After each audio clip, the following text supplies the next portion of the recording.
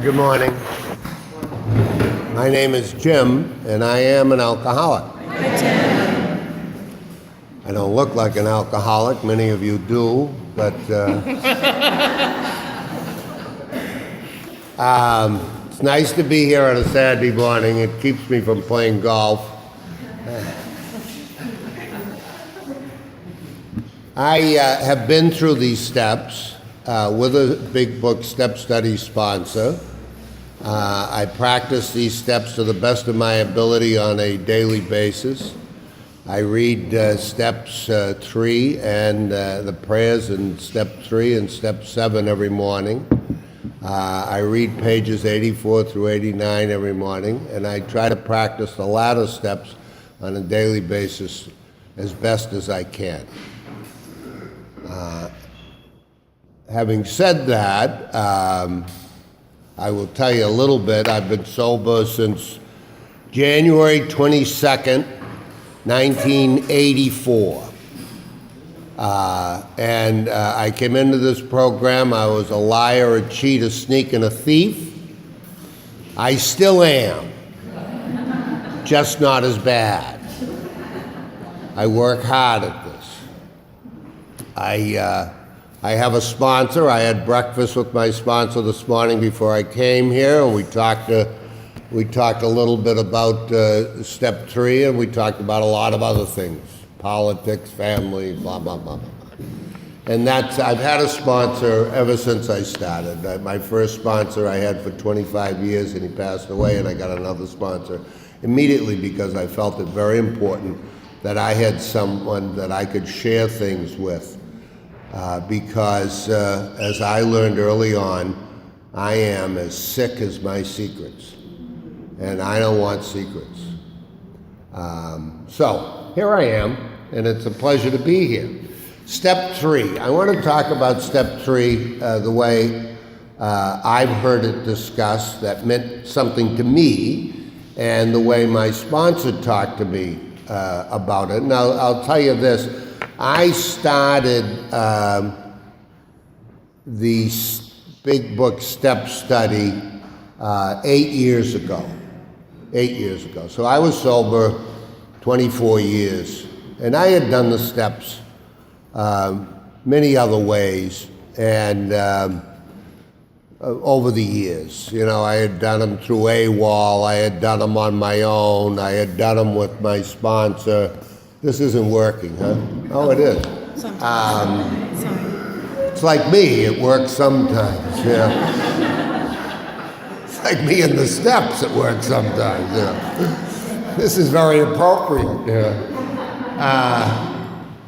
I did the first step house cleaning I ever did. I had just got out of Beach Hill Hospital. I had done a 30-day program up there, and the spiritual director said, immediately we have to do the 4th step. And I went home to do the 4th step, now sober, thinking I was the second coming of Bill W. And I went back up to Beach Hill, and I sat down with him, not a piece of paper in my hand, and he said, did you do the 4th step? I said, well, I'm finding it difficult to find defects of character. And I have since found lots of them, and I think they're contagious, and I catch them from going to these meetings, you know. But I said to him, the only glaring defect that I can possibly think of is that once in a while I lie. He said, well, that's a good start, you know, that's a good start. And so that was my first attempt at the steps. I did the steps through a program that used to be here at Worcester at AdCare Hospital. It had another name back then. Doctor's Hospital, so yeah.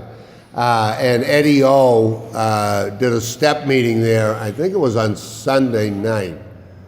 I forget, but I think it was Sunday night that we used to go there, and he'd hand out a sheet of paper, and he'd say, okay, the most important step is the 4th step, and so here, go through this 2-page list, I think, of steps. And the only thing I remember about that is that there was one line that said, "Have you ever had sex with an animal?" And I won't even go into that. So I'm a drunk. I was a drunk. I grew up in a family of drunks. It doesn't run through my family. It gallops. And I drank and I drank and I drank and I lost and I lost and I lost, and I knew it wasn't my fault, and I knew it was everyone else's fault, and it cost me a lot. I practiced law. It was very difficult. I had I still do have a very successful law practice. I was a drunk practicing law. I got married and divorced, and married and divorced, and married and divorced. And I'm not stuttering, it's just that. If there was anything to do wrong, I did it wrong. I always say I'm never getting married again. I'm just going to buy a house and give it to some woman I don't get along with. I just cut through the whole wedding ceremony and everything. I've been stopped by the police, I've been arrested, I've lost my license, I drove without a license, I got stopped at driving without a license, I got locked up, I got locked in, I got locked out. I was on the outside trying to get in, the inside trying to get out, It was a mess. My life was a mess. And there was one person who didn't know it, me. I did not know it. I love to drink.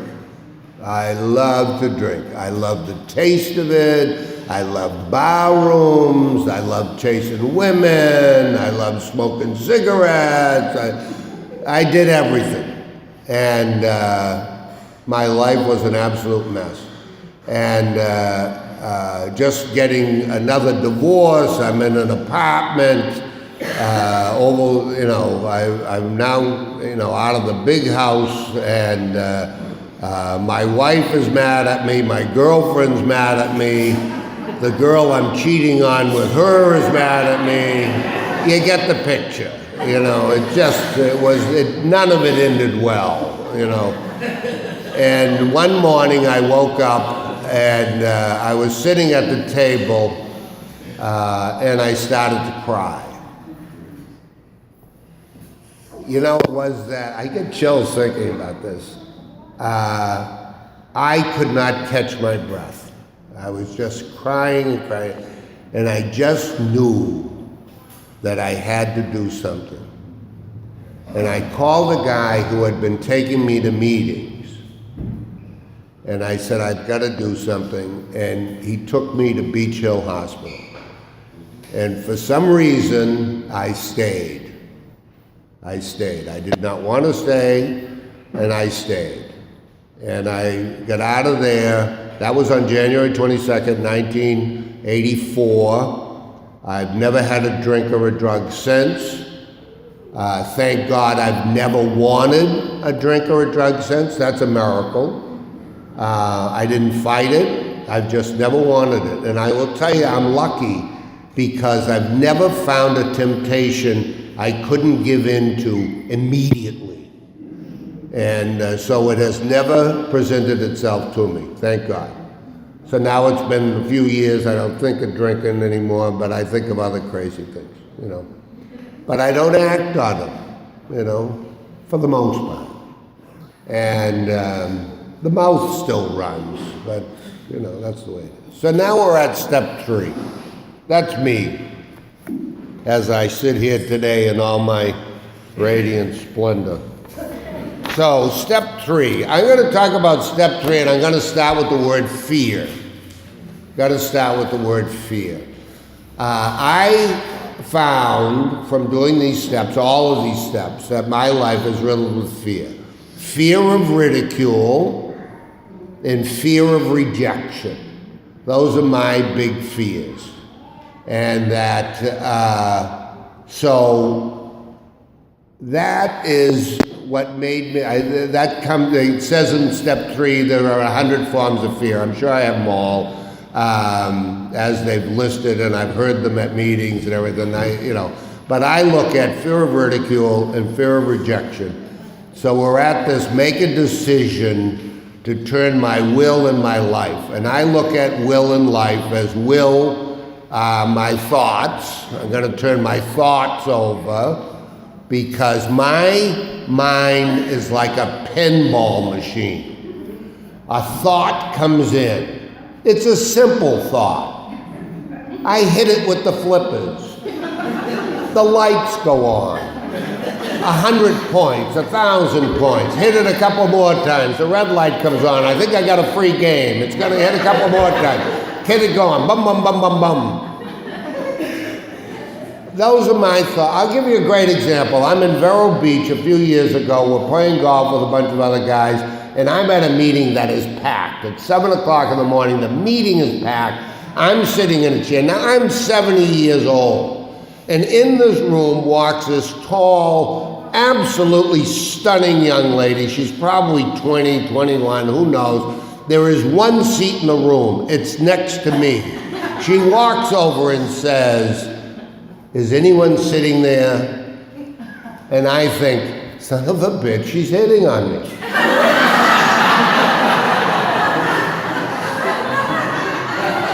It's a pinball machine. Bing, bing, bing, bing, bing. My will. I've got to, thank God, I zip it up, Do I tell the guys afterwards? Of course I do. I don't want these secrets. I say, you know what I'm thinking? And then we all laugh, and we all go, oh, yeah. That's the way my mind works, all right? Difference today, I don't say anything, I don't act on it. But it's there. It didn't go away because I'm sober 20 or 30 years. It's crazy thinking. My life, I act on things that I shouldn't. And acting can be saying things, I mean, after a while we learn not to answer certain questions that people pose to us. Does this dress make me look fat? Under no circumstance. Your next answer should be, how are the Red Sox doing? But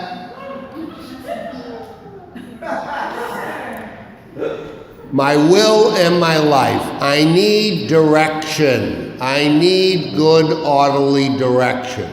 It works, it really does.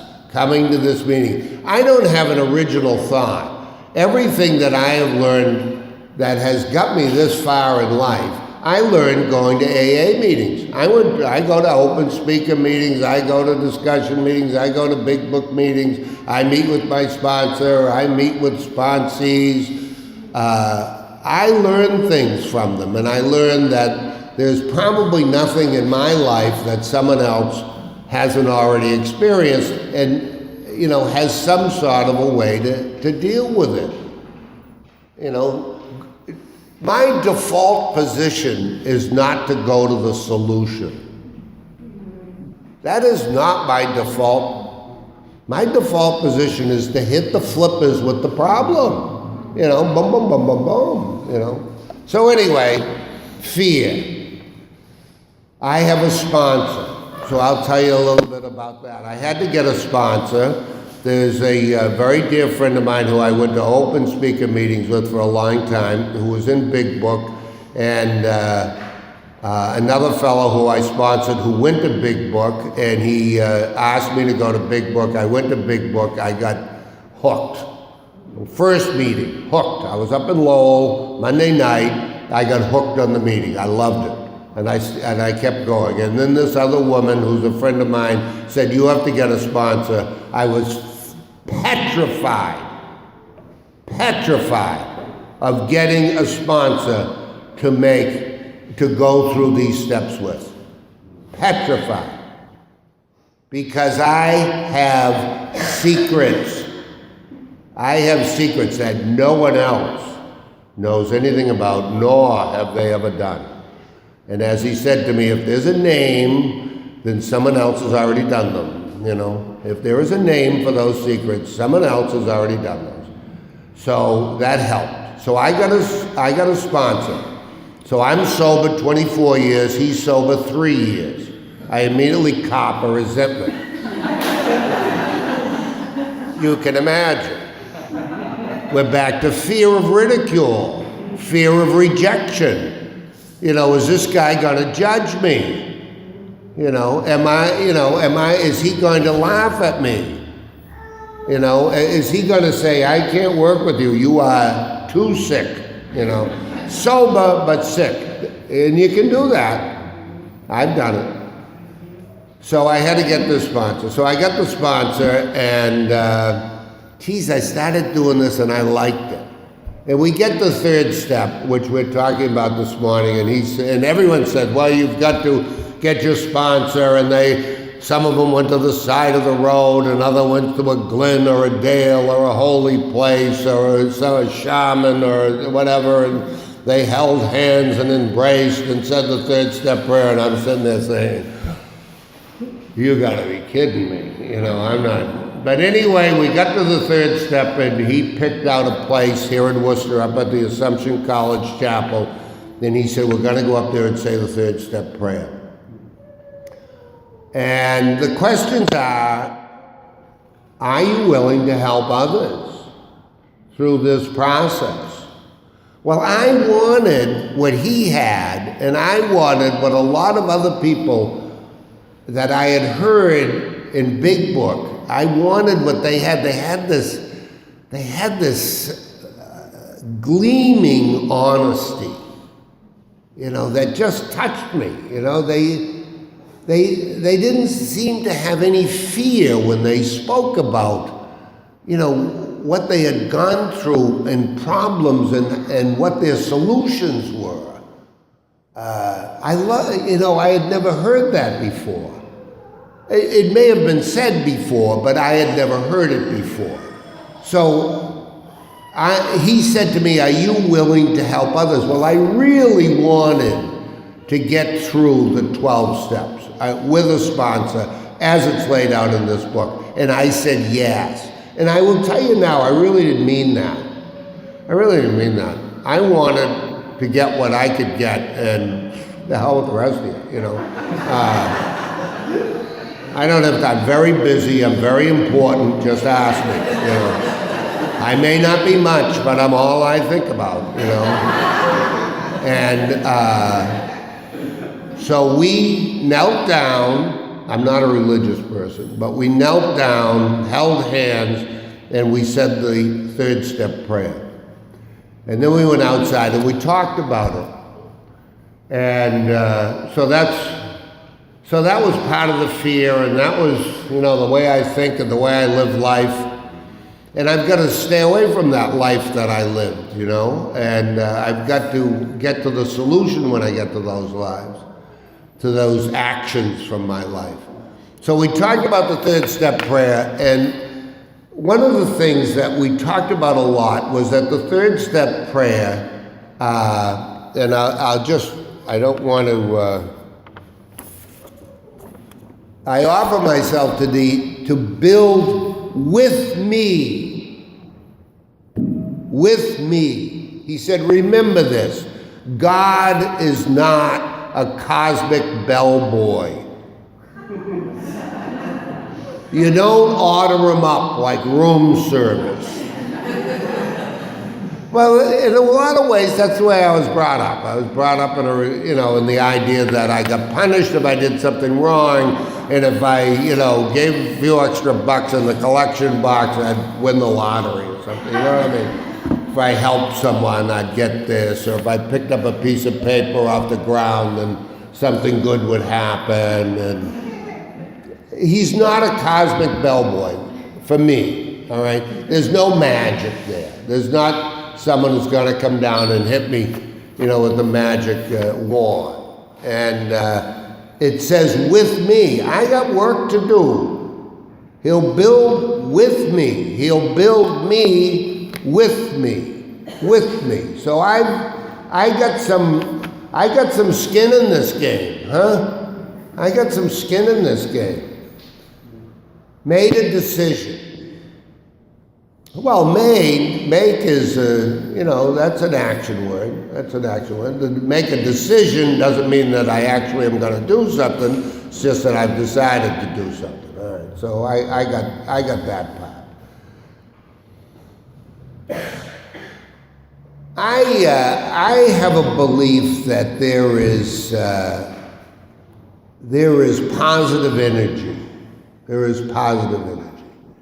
And if I do what I'm supposed to do, then I will get what I'm supposed to get. And if I don't do what I'm supposed to do, I'm not going to get what I want.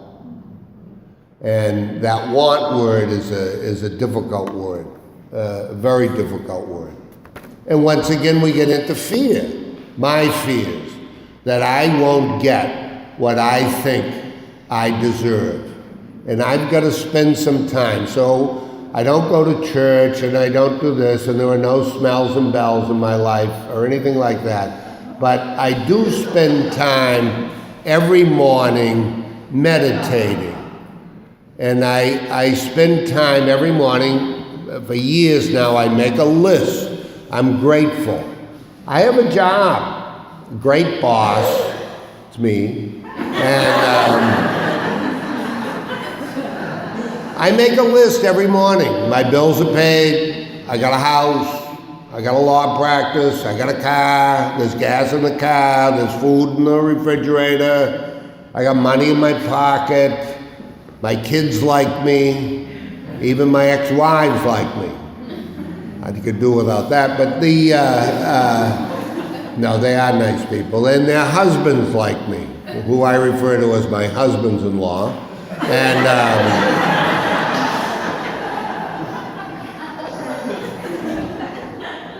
mainly because I keep my mouth shut when they ask me that silly question, and I try to do the best I can with what I'm supposed to do.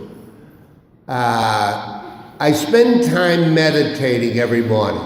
Sometimes 3 or 4 minutes, sometimes a half an hour. Sometimes I go for a walk for an hour. And I just try to meditate. I just try to reach in and find that positiveness, that good, strong, positive energy. And I can feel it. I can feel it. And I write down what I'm grateful for, I'm grateful. I've made this decision to turn this will in my life over to this God as I understand Him.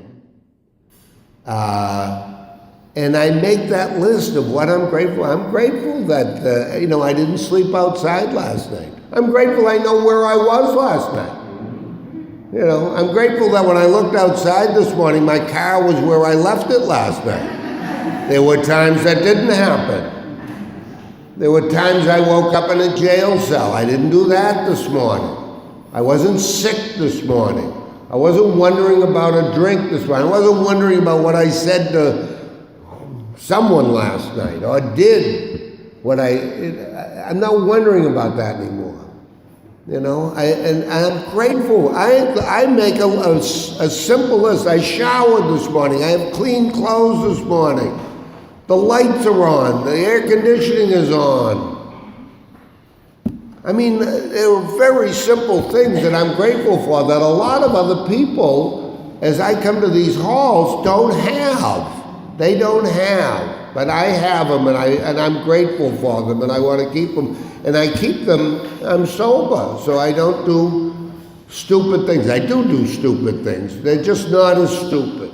They're not as stupid. And when I do something stupid, I know that I can turn around, and it's usually immediately, and say, you know what, I shouldn't have said that, I'm sorry. Or I shouldn't have done that, I'm sorry. Or I should have done this, and I'm sorry I didn't do that, This third step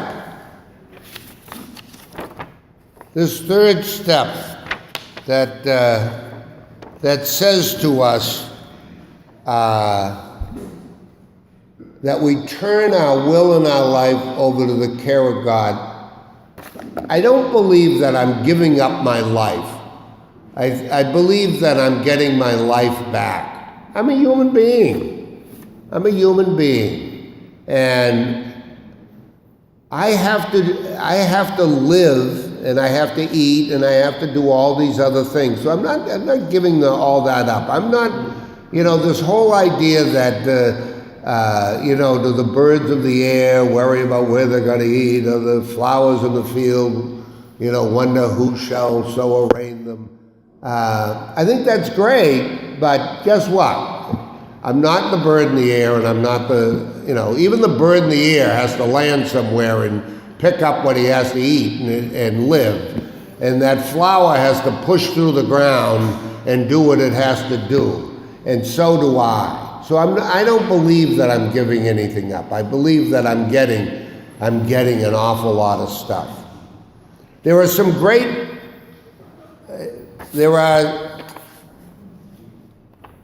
some wonderful promises in the third step. All sorts of remarkable things will happen. For me, a lot of that is keeping my mouth shut when I think of the greatest answer in the world, Oh, God, I would love to say that, We had a new employer. All right. I don't believe that I have someone that has a chain and ball around me. I have a benevolent person who's showing me how to do my work. And what's my work? My will and my life. Keeping it in order so that I can walk peacefully along this earth. He provides what we need. I believe that, and I don't believe it in the sense of a cosmic bellboy. Opportunity is there. My mind is clear. My eyes are not bloodshot. I'm dressed and ready to go to work. I can do what I need to do to keep going and to keep paying the bills, keep eating, go to the doctor and the dentist when I have to. He provides what is needed. We became more and more less interested in ourselves. That's a tough one. I'm filled with ego, and pride leads the parade of all my sins, all of them. I believe that I think of myself first. I believe that. That doesn't mean I don't help other people, but for me, it's a difficult job. It's a difficult job for me to think of you first, which is probably why I've been divorced 3 times and I haven't been married in over 20 years, and I live by myself. I think I'm doing the world a favor, really. Now that I think of it in those terms, We become interested in what we contribute to life. I believe that's true. I believe that I'm interested in can I help someone? Can I help someone? Without going out of my way too much? Without inconveniencing me too much? Maybe. But can I contribute? Can I help someone else? I do think of that. I didn't think of that before. I didn't think of that through a lot of my sobriety. All I did was not drink. But I don't think I actually was concerned about that. Do I have sponsees? I do. Do I tell them, don't call me at 2 in the morning? Please don't call me at 2 in the morning. Yes. I'm not interested in talking to anyone at 2 in the morning, But will I make myself available? I will. Do I make myself available to clients? I do. Do I help people, even though I want to get paid a lot more than what I'm getting paid? I do. But I do it. I do it, and I feel good about doing it, and I hope they do too. We contribute. We're all different. I'm not Mother Teresa. I'm not going to give up my life and walk through India feeding the poor and helping the sick and picking the sore-ridden bodies off the street. It's not me. It's not me. But I will help people will have a peace of mind. I do have a peace of mind. I sleep very well at night. I sleep very well at night. And I wake up in the morning and I'm not riddled, as I said before, with that idea of what did I do last night? Who did I see? What did I say? Where's the car? You know, etc. Peace of mind. I have peace of mind a lot. Not all the time. Sometimes that pinball machine goes off, you know. We lose our fear. I'm not as afraid. I recognize it, I speak about it, I admit it, and you know, the power of that fear dissipates as I'm willing to admit to other people that fear is a part of my life. I will also tell you that fear is not a bad thing. You know, I don't want to put my hand on a stove and get burnt. You know, I'm afraid of that. Fear is not a bad thing. I will say this, that I think that fear kept me sober for many years before I understood the program. Fear of failure. I had familiarity with failure, but all of a sudden I got sober and I saw everyone else sober, and I got involved with people who were sober, and these people were getting a year and 2 years and 5 years, and some of them had 10 years. I will tell you this, that when I come in here, when someone said, and I haven't had a drink in 10 years, I think two things. One, he's full of bullshit, and two, why would anyone do that, you know? But all of a sudden I became interested in getting what they had, in fear of losing what little I had became a real motivating factor for me. Fear of that embarrassment. Fear of the ridicule of having to come back here and say, I drank again. That fear was a real live fear with me, and it kept me coming for a long time.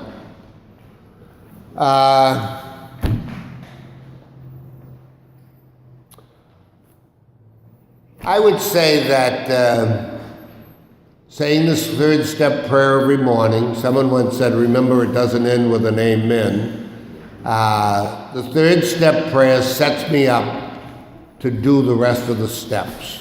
Make a decision in the third step that I'm willing to do this, and the next 6 steps are going to tell me how I have to do it, what I have to do, get rid of those resentments, get rid of that fear, or at least recognize it.